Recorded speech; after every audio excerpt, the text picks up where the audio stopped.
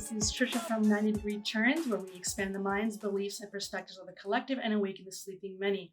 This is the second part of a two-part series. In the first part, we went over the fundamentals of the Secret Space program. We talked about my lab, and Corey gave us an insider look to what is really going on in the moon. In this second part series, we're going to dive into the inner Earth, and we're going to talk more about the inner Earth beings, as well as talking more about how to bring more of a masculine and feminine energetic balance to our Earth. And we'll find out what Cory Goode and David Wilcock are up to now. So stay tuned, and I hope you enjoy. So would we like to, do you want to jump into maybe inner Earth? Sure. And we can talk about how did you first discover inner Earth? And how did it come about? I mean, because you've seen them in space, you're on Earth for a while, and now you get to see the inside. Right. I was one night, I was laying in bed and I was starting to, I was going to sleep, and then a flash, and I'm laying on the floor in this huge temple complex underground that was carved out of stone, out of deep down, and I look up and these blonde-haired and white-haired beings were coming towards me. So I stand up, and I'm wearing a t-shirt and boxer shorts, and my hair's all afroed out, and I'm feeling, awkward, of course. And they introduced themselves to me, and come to find out, this group, they shared memories with me. And Ari, the one that I interfaced with, we can talk more about that later, but she showed me scenes of her and her colleagues during the 1950s, dressed, in blue jumpsuits, talking with generals from the UK and the United States. And they were telling these people that they were from like the Pleiades, but they were really from the inner Earth, and they weren't from another star system. They were us from the future. Thousands of years in the future, the timeline that their timeline, supposedly, that we develop on, all of a sudden they started having these weird Mandala effect things, and they were very fourth density, very strong consciously. So they looked back and they saw that basically 17 million years in their past, this ET group had come in and started manipulating the timeline. And that's where their timeline, their war began with these beings. So they sent a small group back like that 17 million years, and now it's a millions of people civilization, because it's they propagated. And they are human, and they're not just humanoid. They're They're another alternate, another alternate reality. They're our next step. Where we can go. Right. Wow. So what kind of environment do they live in? Well, the main city was in a giant cavern, and when I say giant, we're talking. You could barely see where it ended. It was giant, and they had built a city inside that cavern, and then they had also multiple areas where they grew food, and a huge hydroponic garden that was full of stones and crystals as substrate, and they had all of these crops growing, and they created full spectrum light by using sound waves somehow, and they were able to grow their food. And then they also had this huge wildlife reserve that was like a giant garden. It had all of these ancient trees, ancient birds. We heard lion-type beings off in the distance that it was so loud it was rattling our chest. And we just stood on the outskirts. We didn't go in. And in the middle was this obelisk that went up, and above the obelisk was this huge plasma ball. It looked like the sun that was floating, and it was providing light and warmth and all of that for the environment. Did the environment itself resemble what we have here on Earth? Like the beings, like the animals and plant life that you saw? Or did it seem like something like Avatar? It seemed tropical and exotic. The birds had like real long, stringy tails, real colorful birds, but they looked kind of lizardish. They weren't exactly like what we think of as birds. They were like probably like 80% bird. But they had characteristics. Have you seen the film Avatar? Yes. And so it has like these like bioluminescent plants, and when they run through the jungle, it's very tropical. Like, did it seem anything like that? No, but Micca, one of the closest star systems to ours, there's a being that represents his planet in a lot of these meetings. Their planet is an island planet.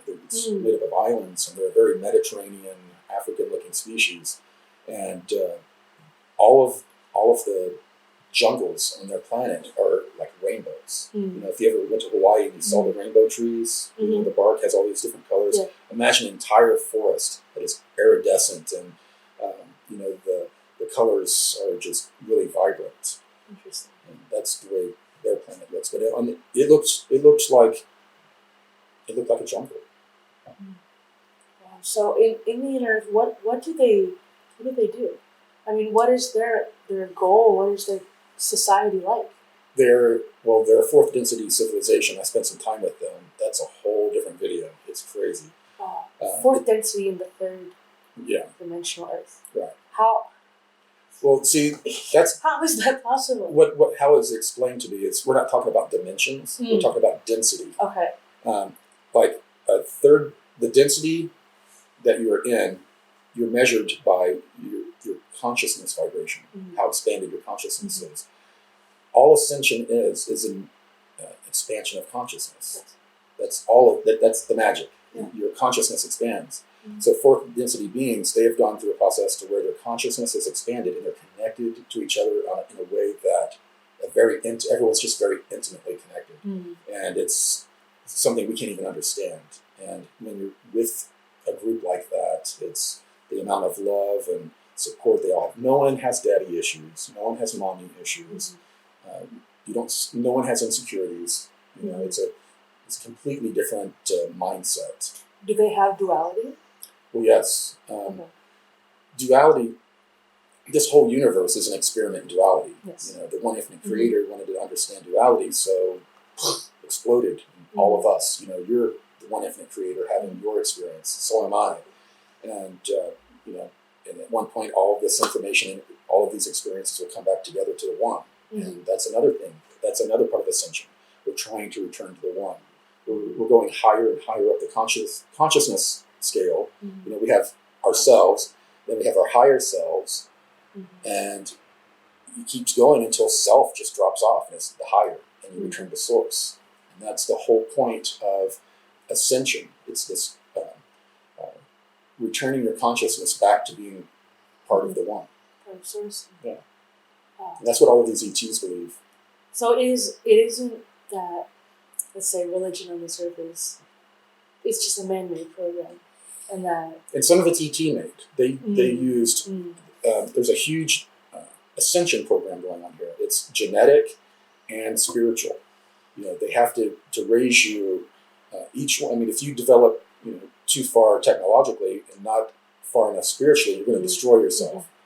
So they're manicuring, they're holding us back technologically sometimes until we can grow spiritually, and sometimes, and a big part of that is playing with our genetics to help us playing with our genetics so that when cosmic energies come in, they act like an antenna and make changes to your body and your consciousness. Fascinating. Wow. So then when we have like different flashes from the sun, people are truly affected in one way or another. Yeah, I mean, your electromagnetic field probably is out to here or further. That electromagnetic field is going to be affected from the electromagnetic pulses that come from the sun.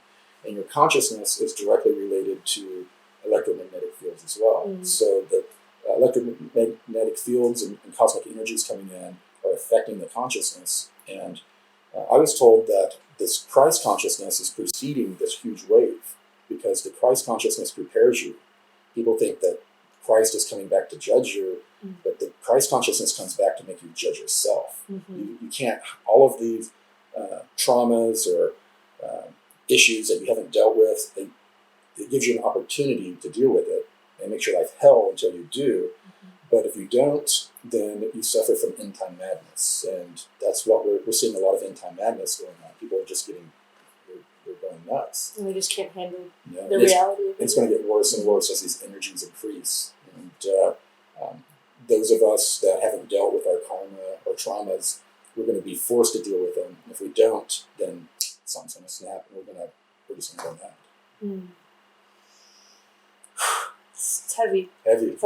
But it's something that people need to be aware of. Right. Because now is an opportunity, I feel like, more than ever, things are coming up to the surface and you have a chance to just heal it, transmute it. You can keep on going. You don't have to hold on to the negative, heavy, traumatic vibrations. You can just send it in love and light. And you can't really be service to others until you've done that work. True. Because very true. You're going to, every time you try to reach out and be service to others, all of these issues are going to be, the enemy's going to go after them or disillusion you in some way, then you'll pull back from the mission. You've got to be fully prepared to go into battle. So I'm curious to hop back into the inner earth topic.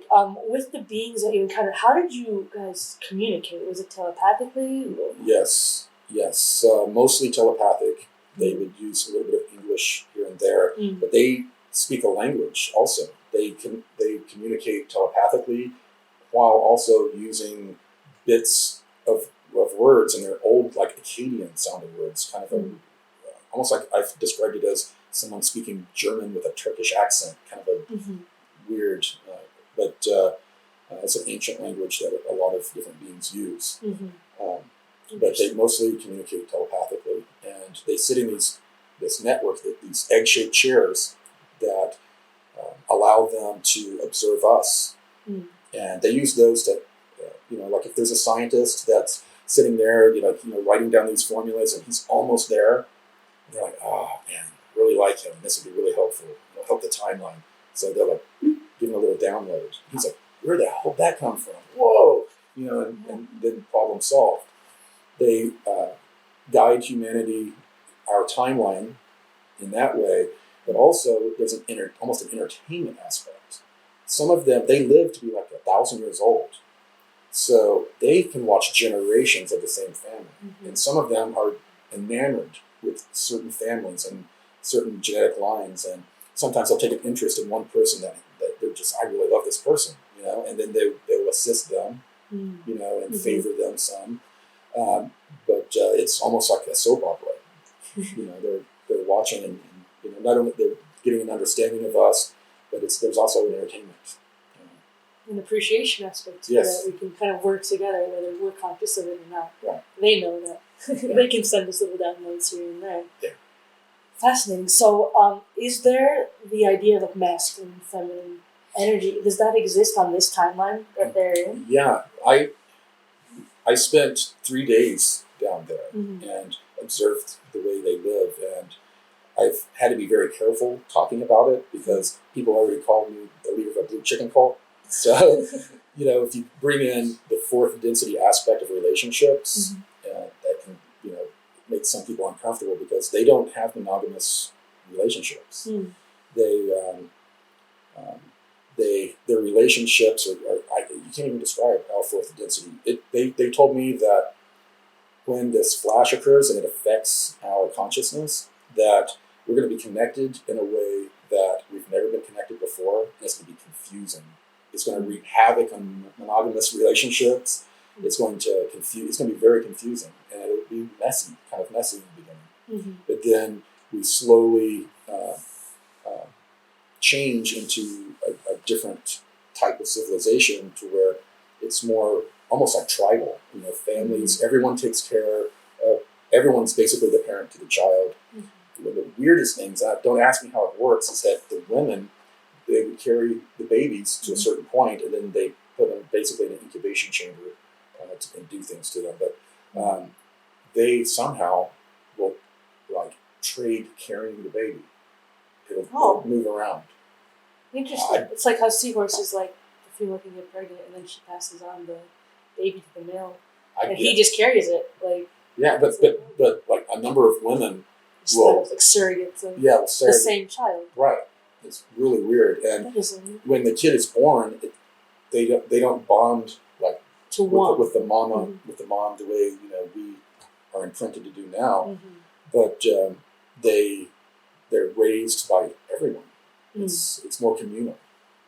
So it kind of goes back to the tribal community and connectedness, and that everyone helps everyone else. It's not like I'm better than you, you're better than someone else. Right. There's no one's getting a leg up. No. It's we're here together as a family and a collective of. And there's no jealousy because they understand, they're connected, and they understand that if we are one, you are me, you're just another me. It's reflections. So how can I be jealous? I'm going to cheer you on, cheer me on, the other me on.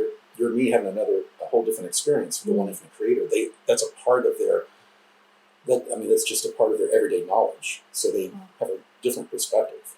And when they do have physical relationships, it's not a carnal, lustful thing. It's, and a lot of times in third density, there's one person, not intentionally all the time, vampiring energy from another person. A lot of the time that happens. When they enter it in, they're both giving this energy, and they do it as energetic work and healing and helping themselves, do energetic work and consciousness work, and they see it completely different. And they really have pity on us for the relationships we have and how we're confined. Confined, but also we're held back by all of our traumas and daddy issues, mama, all of these different issues. They don't see how anyone on the planet can have a healthy relationship. They don't consider any of our relationships really healthy. They see one person is always manipulating the other. We use mostly speech. They see speech as manipulation. And limited. It's quite limited in comparison to being able to just give someone your feeling, a thought, or an image. So they really kind of have pity on us and the relationships we have now, because they're not as rich, and there's usually some selfishness going on and that kind of thing going on. And just like in the Law of One, they've repeated to me that human beings, we confuse love and control. If we love something, we try to control it, and that's not a part of. We're supposed to experience through free will, have experiences, and not control each other's experiences. So they see that as kind of sickening. So, do you believe that we have an equal balance of free will and destiny? Because the way I see that we live in, there's certain milestones that our soul comes down here to hit and that we've agreed to. Yeah. But then we also have mobility in how we want to achieve certain milestones, whether we're conscious of it or not. Right.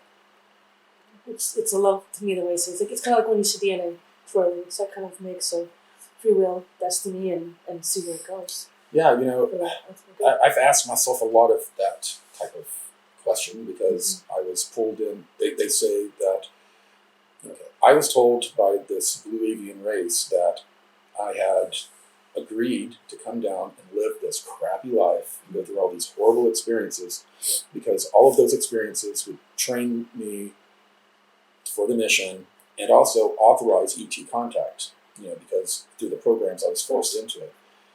So, they said that I agreed to this before coming down, and I'm asking for proof because I want to see a signature, a document that I agreed to come down here because this is hell. But they say that, we choose all of the traumas, all of the things that you look back on and just kill you that have happened in your life. Most of that you chose before you came here, they say, because it was going to send you through boot camp, and then you'd get to a certain point, and then you'd have your awakening, and you'd be prepared. So it's kind of a sickening thought that, we chose to come through and go through all this crap because it would make us a certain personality type. It would make us stubborn enough to put up with attacks or, this or,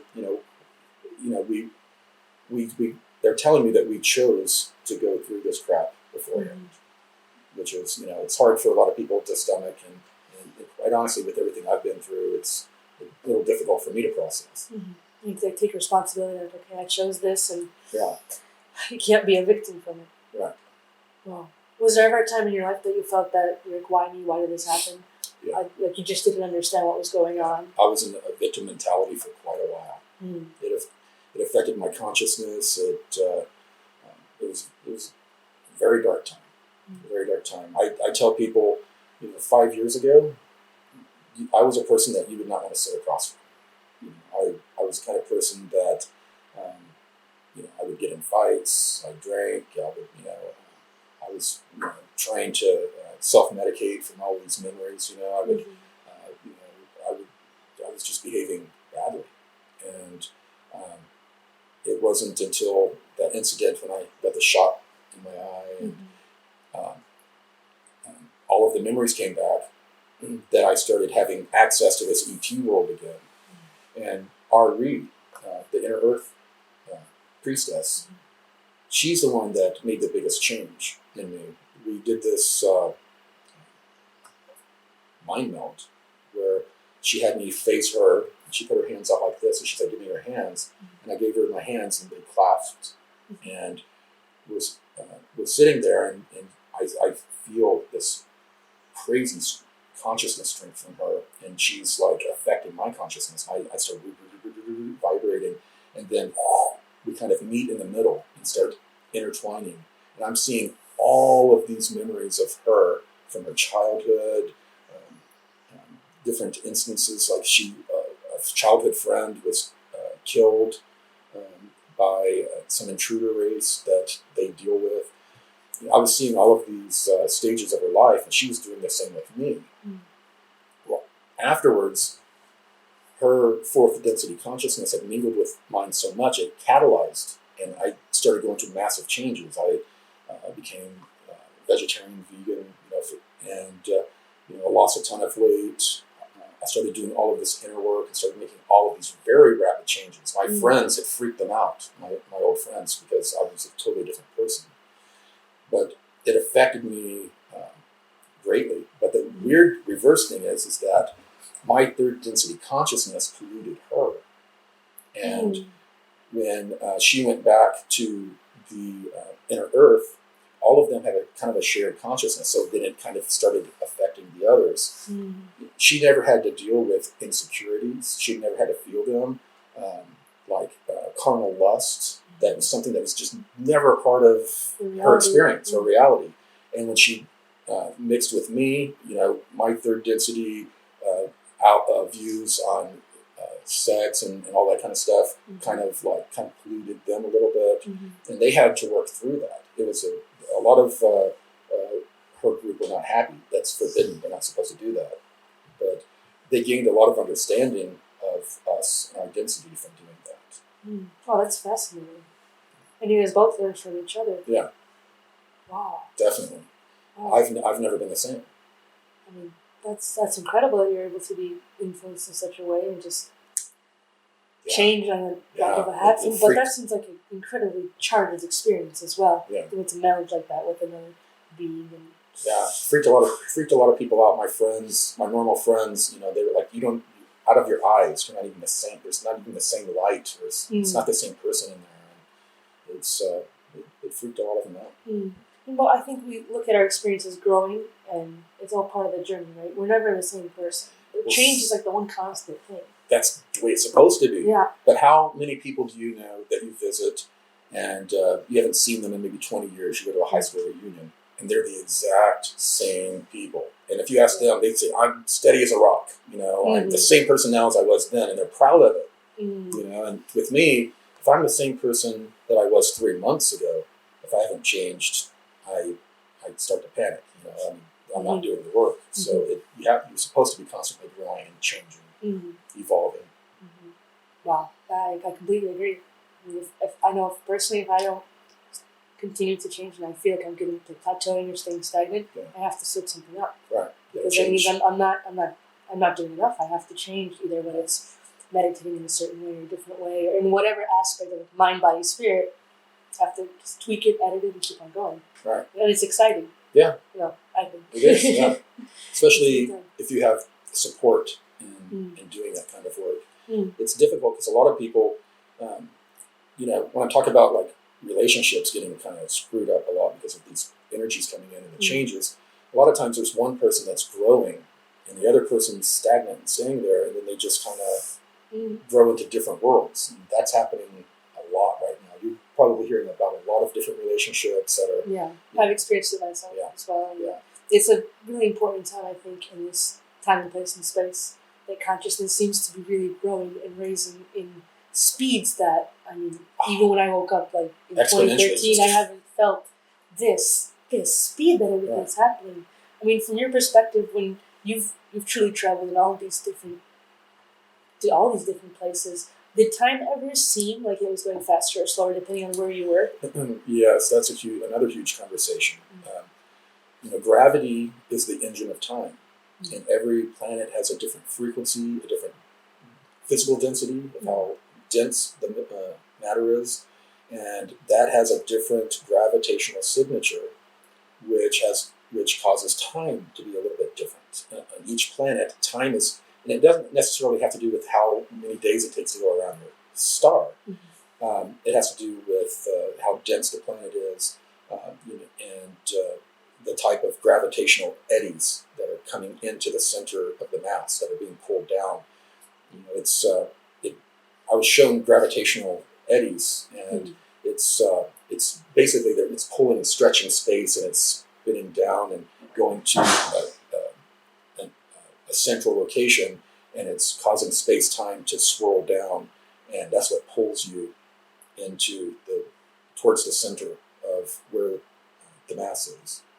And that's plants grow up through these little thin eddies. It looks almost like rain. They're so small, going down, and that's how they learned how to reverse the electromagnetic spin of those eddies with technology, and then eliminate gravity. And then they were using jet engines to fly around in the beginning. They learned how to negate that gravitational eddy that comes down.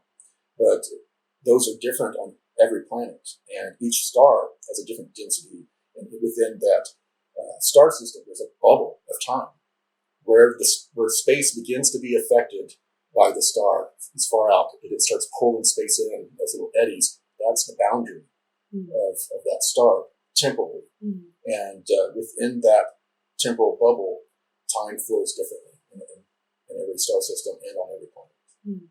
So when you were doing the space journey, were you stuck in this galaxy, or did you travel to different ones from what you know of? Well, when I was in the programs, I was traveling. I believe it was all in this galaxy. Most of what I did was in the solar system. The research vessel is doing a lot of work in the solar system, studying the sun, studying plasma beams that feed off of the electromagnetic fields of planets. If you watch the NASA tether video, you see those little blinky lights floating around that look like jellyfish. Those are plasma beams. Those were some of the beams that the researchers studied. So it was a lot of that type of thing, and mostly in the solar system. But every once in a while, I went outside of the solar system. I don't think it was out of the galaxy, but we used portal, the cosmic web portal system, and we would travel to different areas to do repairs or other work. How did it feel when you were going through a portal? It depended on the portal. There are lots of different types of portals. There are more of the natural type that you get a little bit of they call it a temporal type of dementia. You're kind of confused and when you go through. But the technological ones, the ETs, have perfected it to a point to where there are people that work on the Earth. They'll get in an elevator, and this elevator, it'll feel like they're going up 3 floors, and they feel really no sensation. They get out, and they're actually in a facility in Mars. And they trick scientists. There'd be a scientist working on Mars, and he has no idea. Because when you get off that elevator, it looks like a normal building. And if you walk by a window, it has an earthscape. And so a lot of them think that they're working at a secret base somewhere on Earth, but they're off planet, and they have no idea. No idea. So a lot of these scientists have served off planet and have no idea. Goodness. So there's so much secrecy that goes into this. And deception. Very, very much so. Yeah. My goodness. I mean, what made you decide to come out and talk about this? Is it because you couldn't handle holding on to the memories, or what was the catalyst that you decided, I'm going to go speak about this? It's the blue avians, when they started visiting me, that freaked me out too, because I've seen many, many ETs. I've never seen an 8-foot-tall blue bird.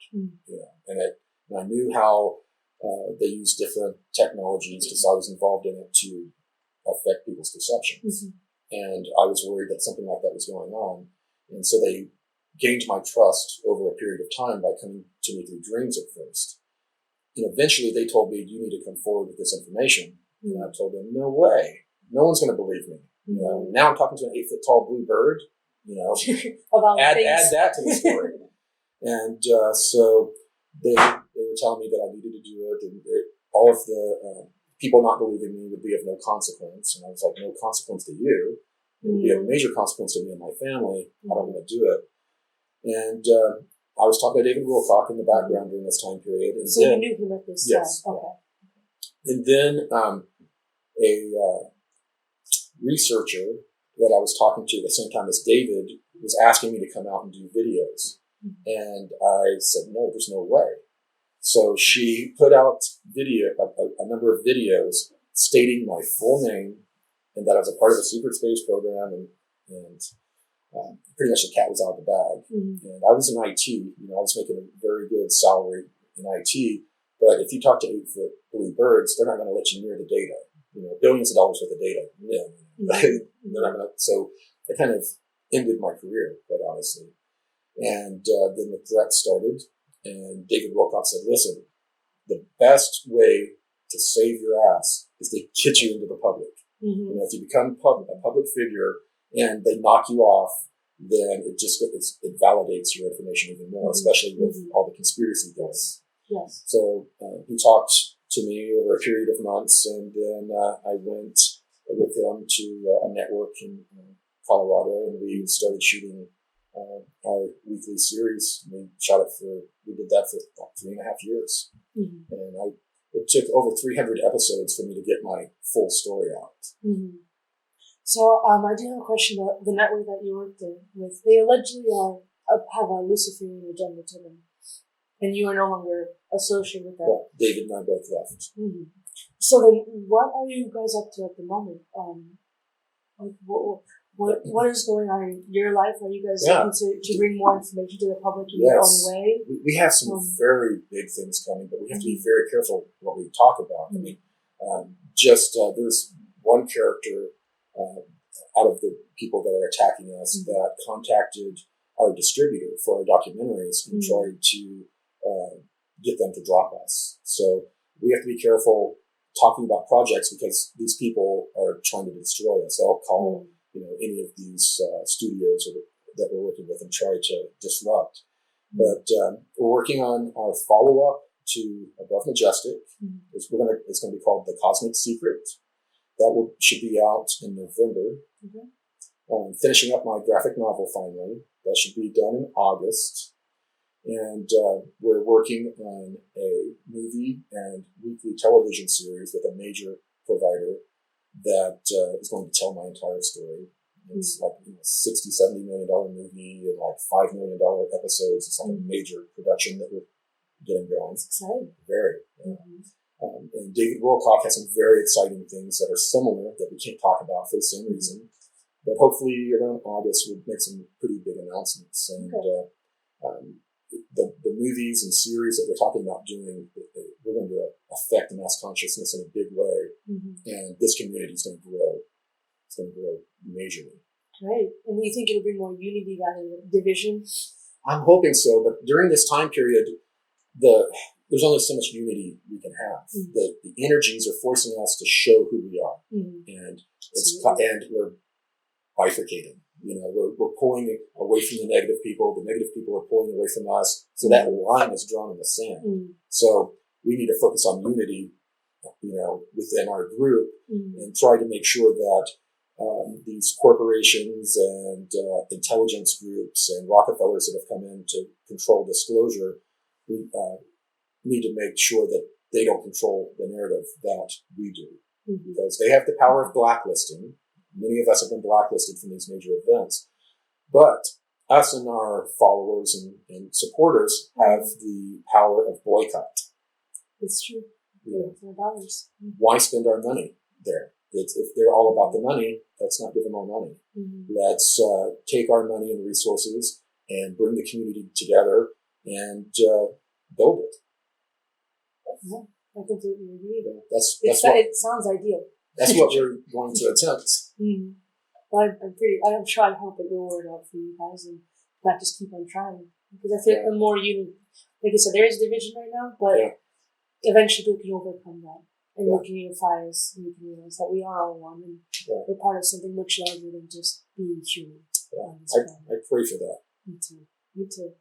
One last thing I'd like to ask about is, I feel like currently on this planet there is an unbalance between healthy masculine and feminine energies. And I'm curious, based on all the beings you have encountered, do you have any advice that they could shed light on how to get more to the healthy balance? I'm glad you brought that up. Mm-hmm. Were you at the panel last night? I did get to the end of it. Okay. One of the main things that was communicated to me is that during the last cataclysm, when there was a solar event and it destroyed Atlantis and all of that, that during that time period, the divine feminine became totally subjugated. And that before we can ascend any further, we're stuck, we're anchored until we rebalance the divine feminine. Rebalancing the divine feminine is the only way that we're going to make that next expansion. And it's a huge part of Ascension. Hello guys, we are back. We did experience a little bit of technical difficulties, but we are going to carry on. So, Corey, when we left off, we were going to dive into the topic of the divine feminine masculine balance. And so I'd like to know, based on all the different beings that you've encountered, do they all have an aspect of a divine feminine masculine balance? And do you have any advice on how we can create a more healthy balance on our reality here on this earth? Well, I think the work is underway right now, but this is a very important topic. Ari, the inner earth priestess, told me that if we did not bring the divine feminine back into balance with the divine masculine, we would go no further in our consciousness expansion. She said that during the last cataclysm, there was a great destruction, and this reptilian group and this other group came in and completely subjugated the divine feminine and created a very misogynistic energy. And it's so far out of balance. The earth was originally, a feminine energy, and all of the civilizations that were developing were matriarchal. And after, especially the reptilians came in, they really got rid of every aspect of the divine feminine, or if the divine feminine came out, they would call them witches, or all of these different ways to subjugate it. And that has held our consciousness back just as much as all of the mind control that they've been doing to keep us in check. A lot of us have broken out of a lot of the mind control, but we've reached as far as we can go consciousness-wise until we rebalance the divine feminine. And she was saying that we don't even view the divine feminine properly, that within each male we need to have the proper balance of divine feminine and masculine. The same is supposed to be with women. There should be a balance. And we see it more as, well, I as a man should be the masculine, and you should be the feminine energy and carry only that. They're saying that we need not a total balance, but we need to have more of a balance in each of us. If you look at what someone is too feminine, right? They're just going to be disorganized and crying. Everything's wispy, like the fairy tales. You have to go save the woman that can't help herself. Right. She's in distress. My ankle. But, and then the other side of the masculine side, they're just too tough and they have no emotion, and it's just hard. Like a wall. Hard. Yeah, just like tough men, you know? So definitely I completely agree, having that masculine feminine balance and finding it where that balance lies within each person. Yeah, if you're too masculine, how can you have empathy? You can't really have empathy if you have too much of the masculine. And if you have too much on the feminine side, you have too much empathy. And bringing that into balance is what I'm told is a very important thing for all of us to do if we want to keep it expanding and keep evolving. And I think it's pivotal to talk about this in these times, because there's just a lot of different opinions and chaos going on in the world right now. And there's different marches, and a lot of these marches that I've noticed, women are walking, and men are also too, in anger. In deep anger and rage. And yes, they've experienced trauma, maybe in one way or another, but I feel like it's important to heal those aspects that are unhealed, so then you can either help someone else get through it. Right. And you can also then find balance within yourself, because, I mean, it just works better when there's a balance. Life, everything is a balance in the universe, right? So if we can balance our internal selves, then the outer world will reflect the same. Yeah, well said. So I do want to go into briefly about the reptilian beings that you've encountered. So I've heard before you talk that they have very intense psychic abilities. So if you could go into the kind of how did you encounter them in the first place? What was the mission, I guess, and what was your experience? Well, we had many different encounters with them, but very few where I was interacting with them. A lot of the times we had come upon a scene after there had been a conflict and we had destroyed their ship or whatever, and it was but the interaction that I received was with a Pendar group, a tall, white reptilian race with vestigial wings, and they're the royal caste. And I was approached I was brought to a location, a prearranged meeting. It was in actually a shut down hotel somewhere in Nevada. I don't know exactly where. I was flown there, and we landed on the roof of the building, and ingressed through the roof and went down elevators. And as we were going down the elevators, they were glass elevators, and there was a courtyard. And I was looking down, and I saw the royal reptilian and his royal guard below us. And as the elevator was going further and further down, my breathing was getting faster and faster. I mean, it was a horrible scene. And we were brought in front of this Pendar being, and the smell. It smelled like a musky urine smell, kind of like what dogs do to mark their territory, but much more pungent. It was a very you didn't even want to open your mouth. It was horrible. And immediately he locked his consciousness onto mine and began interfacing with me. But it was different than other interfaces that I'd had.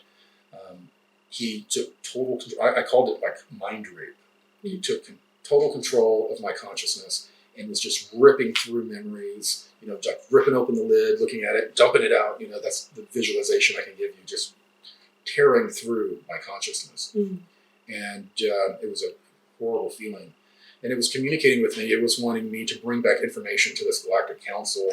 They wanted their royal caste to be able to escape the solar system before this solar flash occurs, because it's going to affect them very negatively, because not only are they negative evil beings, but they're full of these nanites. They worship an AI god. And if this electromagnetic explosion occurs, they literally burn up. It's like spontaneous combustion. They catch on fire because the electromagnetic waves burn up the metal in them. It's like the Carrington event back in the 1800s, when all the telegraph lines burned up. People who had pennies in their pockets, the pennies would melt together. So it affects the metals in our blood and in our brain, and they wanted no part of that process. So that was the incident when I first had a real interface with one of those beings. And this was in the physical. Yeah. Goodness. Yes. Wow. So then, that's interesting. You bring up the different AI technology and metals that are in our bodies, because when you look at different things that we use in our 3D reality on top of Earth, we have a lot of different vaccines, and there's what chemtrails are being sprayed with, all these kinds of even deodorant, toothpaste. There's basically everything we use is tainted. Right. In our food, our water sources, everything. Right. And like you said, the chemtrails too. We're breathing in. And they even give people nanites in inoculations. In the shots, they'll give people nanites that are dormant, and then they'll activate them, and they'll begin using all the iron and metals in your blood and in your body to build more nanites, and then they can take over a person. Yeah, and then you look at all the towers that are being built, 5G in particular, that can just activate it. Yes. On a you just hit on a moment's notice. Yeah, that frequency not only affects the human mind, that they've proven that those nanohertz or megahertz affect the human consciousness, but they also have an ultra low frequency communication going on with the AI and nanites in certain people. I feel like we could go into AI and talk about it for a very, very long time. We could do a completely different video on that. Yeah, and if you're ever down for it, maybe perhaps we can go into the AI and the entire field that it's going into and the potentials come of to it. Dimensions of Disclosure, and we'll talk about the AI aspect. That's a huge aspect. AI is like the Lucifer. It's the evil counterbalance to the positive energy in this reality, this universe. It invaded this reality. So yeah, it's a very important topic. Is the origin of AI known? Well, they know that somehow somebody opened some sort of like a portal that allowed it to come in. But because the way this AI works, it doesn't exist in time the way we think of. Whenever it came in, if it came in, it could have not been here yet. It could show up in 2020, and the minute it enters our reality, it's in the past, it's in the future, it's in the present, and it's constantly manipulating the future in this temporal war. Wow, so it just completely infiltrates every timeline. Yeah, and that's where the transhumanist agenda comes from. There are two groups: the Luciferian group that wants a technological ascension, using artificial intelligence, bringing our consciousness into machines, and then there's the spiritual side that we're working on. The Luciferian groups, they are attached and connected to the AI God, and so that's why they're pushing the transhumanist agenda. And this evil force that they worship is this AI, AI God, and all of the positive galactic federations are the counterbalance to that, and this war has been going on almost forever. Wow, we can definitely get into another topic, another video. Thank you so much for bringing it up, though. One last question I do have is, so with this, you were a part of the secret Space Force, and then our current President Trump, he's mentioned that he wants to build a Space Force. Yes. So what are your thoughts on that? Do you find that it might be seen the collective to prepare for this knowledge to come out, or what are your thoughts? Yes, it's now there are different layers of the secret space program. There's the military-industrial complex, which is mainly the Air Force, and they police just around the Earth, and they'll go to a few other planets here and there, and that's the lowest on the totem pole, the secret space program. Well, that's the one that they're going to let us know about with Space Force. They're going to let us know we've got a space station or two that is serviced by these triangular craft, and that's going to be the extent of it in the beginning. They'll show us those type of craft.